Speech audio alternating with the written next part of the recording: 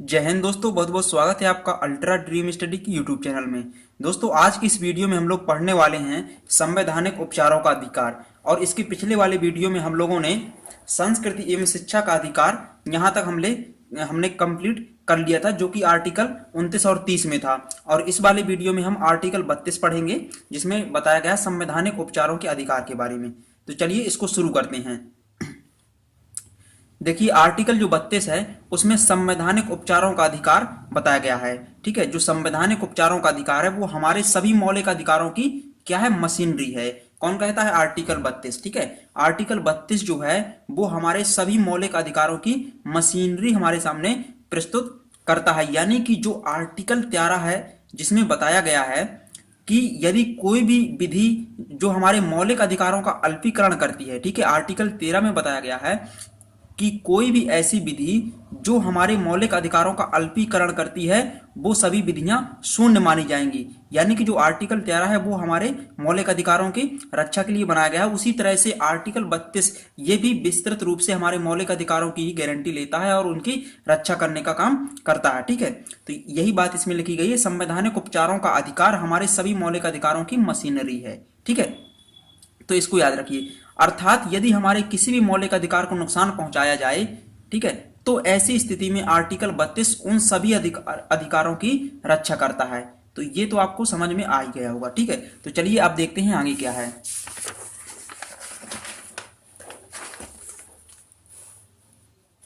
देखिए, इसमें आगे बताया गया है जो भारतीय संविधान के जनक डॉक्टर भीमराव अंबेडकर, ठीक है, भारतीय संविधान के जनक जो जिनको कहा जाता है, जो जिनका नाम है डॉक्टर भीमराव अंबेडकर, इन्होंने अनुच्छेद 32 को संविधान की आत्मा कहा है। तो ये प्रश्न यहाँ से पूछा जाता है कि निम्नलिखित में से किस आर्टिकल को संविधान की आत्मा कहा जाता है? तो आर्टिकल 32 को। ठीक है, तो इसको याद रखिए। अब देखिए, इसमें कुछ मैंने नोट किया है, ये काफी ज्यादा इंपॉर्टेंट पॉइंट है। देखिए, अनुच्छेद 31A या फिर 31 का, ठीक है, अनुच्छेद 31B या 31 खा, ठीक है, और इसी तरह से अनुच्छेद 31C, ठीक है, ये जो तीनों आर्टिकल हैं, आर्टिकल 31 के जो सब आर्टिकल है, ठीक है, तो इनके बारे में थोड़ी हम देख लेते हैं कि इनमें कौन कौन सी व्यवस्थाएं बताई गई हैं। ठीक है, आर्टिकल 31 में क्या है? संपत्ति का अधिकार पहले था। ठीक है, आर्टिकल 31 में पहले संपत्ति का अधिकार था तो वो हट गया, लेकिन एक आर्टिकल 31A, 31B और 31C है। देखिए इनमें क्या है, आर्टिकल 31A, 31B, ठीक है, ये जो दोनों आर्टिकल हैं इन दोनों अनुच्छेद को प्रथम संविधान संशोधन 1951 में जोड़ा गया था। ठीक है, इन दोनों आर्टिकल्स को 31A और 31B, इन्हें दोनों को प्रथम संविधान संशोधन 1951 में जोड़ा गया था। ठीक है, और देखिए इनमें क्या है, 31A व 31B वे अनुच्छेद हैं जिनमें 9वीं अनुसूची में जो नियम हैं जिनको कि न्यायपालिका में चुनौती नहीं दी जा सकती है उनका उल्लेख है। ठीक है, आर्टिकल 31A और 31B में उन चीजों का उल्लेख है जो कि 9वीं अनुसूची में नियम बनाए गए हैं। ठीक है, और 9वीं अनुसूची में कौन से नियम हैं? ऐसे नियम है 9वीं अनुसूची में हमारे जिनको न्यायपालिका में चुनौती नहीं दी जा सकती है। ठीक है, संविधान में कितनी अनुसूचियां हैं? 12 अनुसूचियां। ठीक है, तो जो 9वीं अनुसूची में नियम है जिनको कि न्यायपालिका में चुनौती नहीं दी जा सकती है, उन चीजों का उल्लेख आर्टिकल 31A और 31B में किया गया है। ठीक है, और इनको प्रथम संविधान संशोधन 1951 में जोड़ा गया था हमारे संविधान में, आर्टिकल 31A और 31B को। ठीक है, तो इसको याद रखिए। अब देखिए अनुच्छेद जो 31C है, ठीक है, तो 31C को 1971 में जोड़ा गया था 25वें संविधान संशोधन के द्वारा। ठीक है, 25वें संविधान संशोधन 1971 में 31C को हमारे संविधान में जोड़ा गया था। ठीक है, इस अनुच्छेद के अनुसार देखिए, इस अनुच्छेद में क्या है, इस अनुच्छेद के अनुसार यदि आर्टिकल 14 व 19 का टकराव नीति निर्देशक तत्वों से होता है, ठीक है, आर्टिकल यदि 14 यानी कि जो समानता का अधिकार है और 19 में 6 प्रकार की जो स्वतंत्रताएं बताई गई हैं, यदि इनका टकराव किनके साथ में होता है? नीति निर्देशक तत्व यानी कि director principle of the state policy, DPSP, इनमें से खासकर आर्टिकल 39 जो है डीपीएसपी का, अगर आर्टिकल 39 का टकराव 14 और 19 आर्टिकल से होता है तो क्या होगा? तो इस स्थिति में डीपीएसपी यानी कि आर्टिकल 39 को प्राथमिकता दी जाएगी। ठीक है, तो इसको आप लोग याद रखिए। अब आर्टिकल 39 क्या है, ये हम लोग जस्ट इसके बाद में जो डीपीएसपी का टॉपिक होगा उसमें हम लोग अच्छी तरह से इनको पढ़ लेंगे, बिल्कुल डिटेल के साथ में, ठीक है। तो इतना अभी याद रखिए कि यदि आर्टिकल 39 जो कि डीपीएसपी के बारे में बताते हैं, इनका टकराव यदि आर्टिकल 14 और आर्टिकल 19 से होता है तो इसमें सबसे ज्यादा किसको वरीयता दी जाएगी, प्राथमिकता आर्टिकल 39 को, यानी कि डीपीएसपी को, जो राज्य की नीति निर्देशक तत्व है, ठीक है, उनको।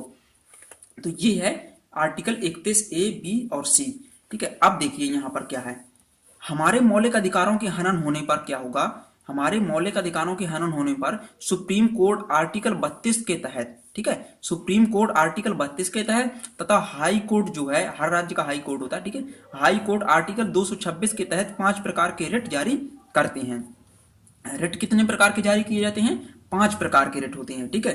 कौन कौन से हैं वो, ठीक है, देखिए, पहला है बंदी प्रत्यक्षीकरण यानी कि हैबियस कार्पस, ठीक है। दूसरा है परमादेश, इसका अंग्रेजी में नाम है मैंडेमस, ठीक है।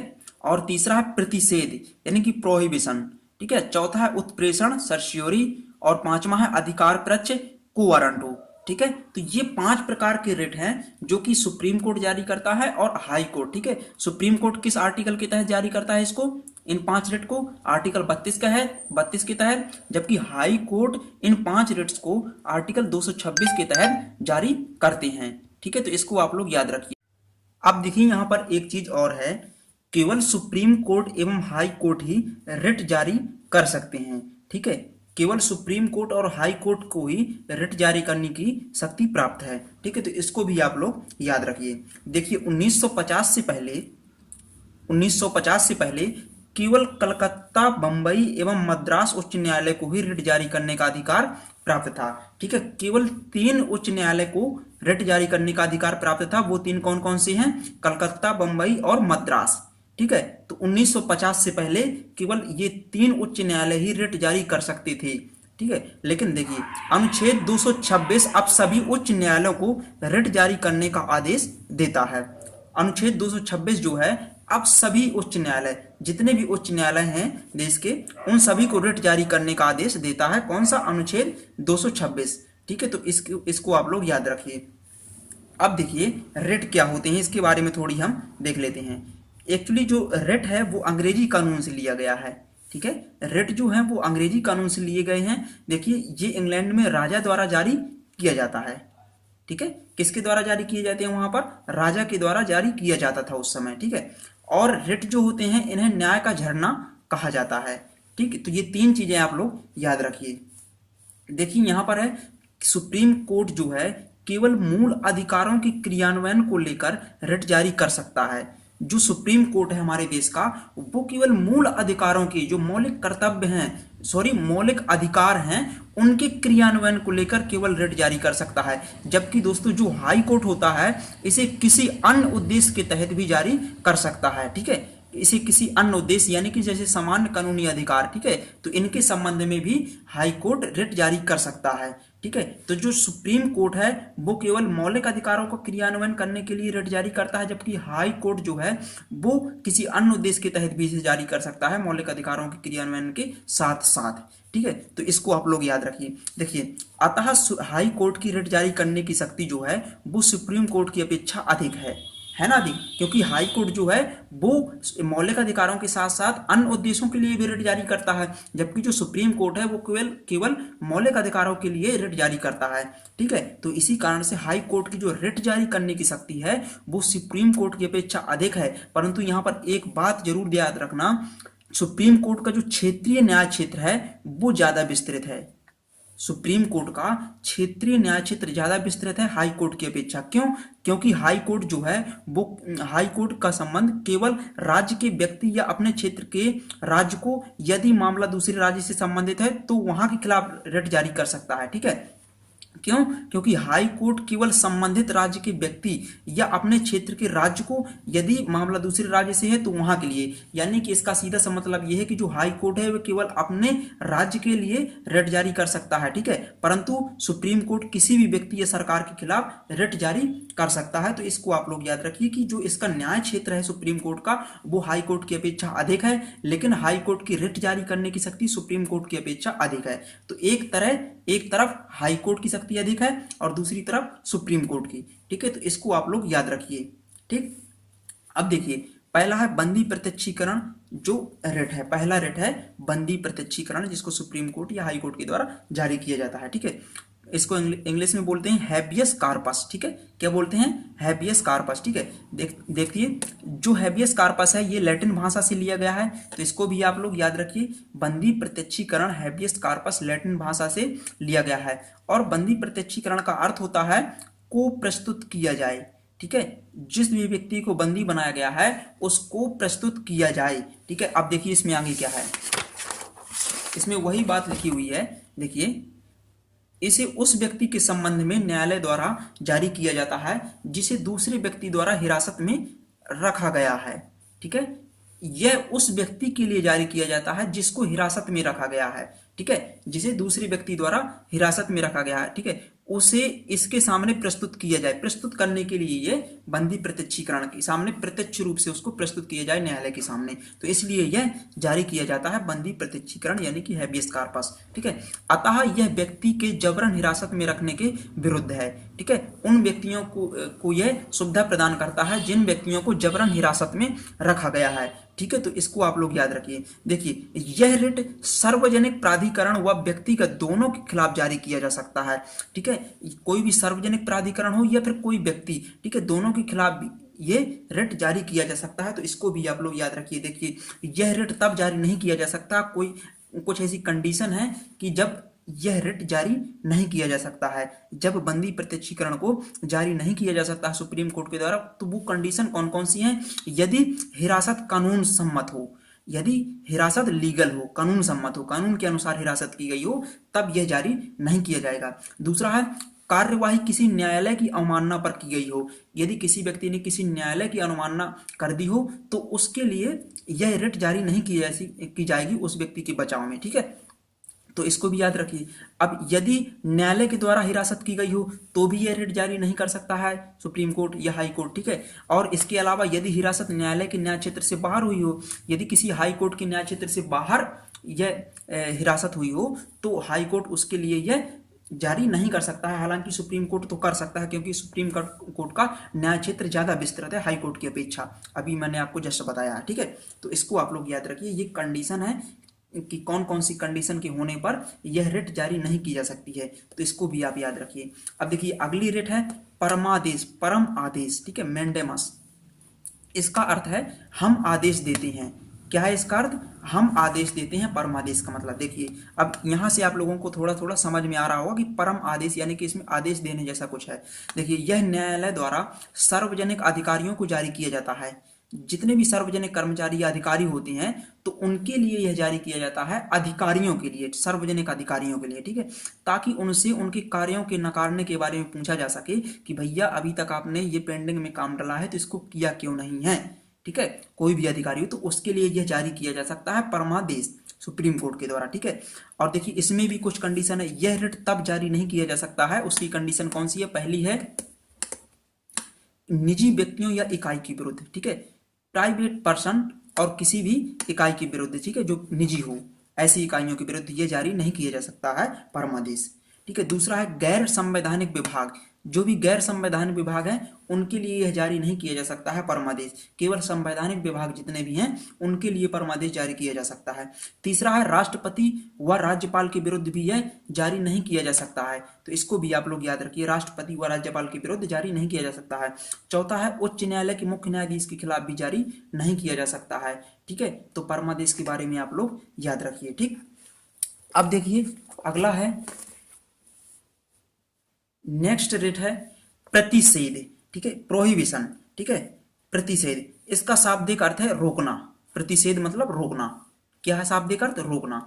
देखिए, इसे हाई कोर्ट द्वारा अधीनस्थ न्यायालयों या अधिकरणों को अपने न्याय क्षेत्र से बाहर उच्च न्यायिक कार्यों को करने से रोकने के लिए जारी किया जाता है। ठीक है, एक बार और दोहरा रहा हूं, इसे हाई कोर्ट द्वारा अधीनस्थ न्यायालयों या अधिकरणों को अपने न्याय क्षेत्र से बाहर उच्च न्यायिक कार्यों को करने से रोकने के लिए जारी किया जा सकता है। ठीक, बिल्कुल सिंपल है। ठीक है, देखिए यह सिर्फ न्यायिक एवं अर्ध न्यायिक प्राधिकरणों के विरुद्ध ही जारी किए जा सकते हैं।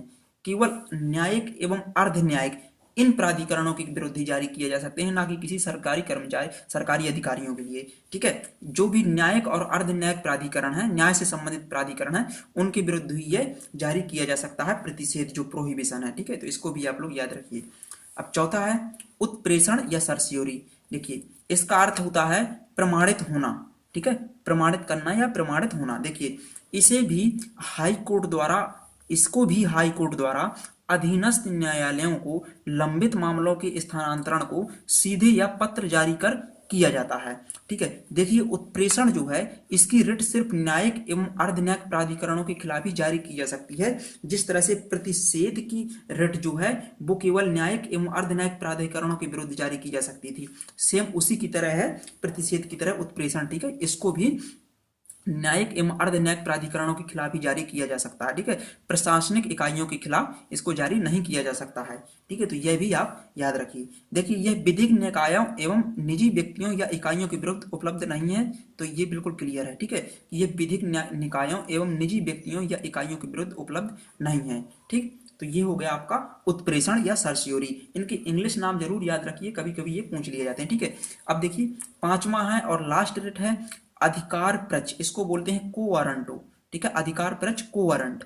ठीक है, देखिए शाब्दिक अर्थ क्या है, प्राधिकृत या वारंट के द्वारा, प्राधिकृत या वारंट के द्वारा इसका शाब्दिक अर्थ है। देखिए इसे न्यायालय द्वारा किसी व्यक्ति के द्वारा सार्वजनिक कार्यालय में दायर अपने दावे की जांच के लिए जारी किया जाता है। किसके लिए? इसे न्यायालय द्वारा जारी किया जाता है, किसी व्यक्ति के द्वारा सार्वजनिक कार्यालय में दायर अपने दावे की जांच के लिए जारी किया जा सकता है। ठीक है, और यह किसी भी व्यक्ति द्वारा जारी किया जा सकता, किसी भी व्यक्ति के द्वारा जारी किया जा सकता है, ना कि केवल पीड़ित के द्वारा। ठीक है, तो इसको आप लोग याद रखिए। ठीक, तो अधिकार प्रच इसे न्यायालय द्वारा किसी व्यक्ति के द्वारा जारी किया जा सकता है सार्वजनिक कार्यालय में दायर अपने दावे की जांच के लिए। ठीक है, और ये किसी भी व्यक्ति द्वारा जारी किया जा सकता है, जरूरी नहीं है कि केवल पीड़ित ही इसको जारी करे।